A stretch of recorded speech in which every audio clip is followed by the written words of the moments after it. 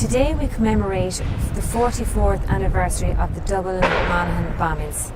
I attended the wreath-laying ceremony in Talbot Street, which was organised by that wonderful group, Justice for the Forgotten, and headed up by Margaret Irwin, and I'd like to thank her for continuing the fight and also continuing to organise that very special occasion on Talbot Street today.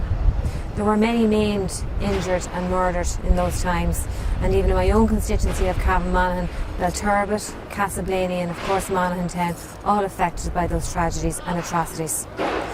I did implore with Minister for Justice Charlie Flanagan today to insist with the British Parliament that those files are released following the 3 unanimous Dáil motions passed here in Dáil Eireann. So to remember the 34 people who lost their lives today, 44 years later, we will continue the fight to support the Justice for the Forgotten group in that campaign to have justice, truth and accountability.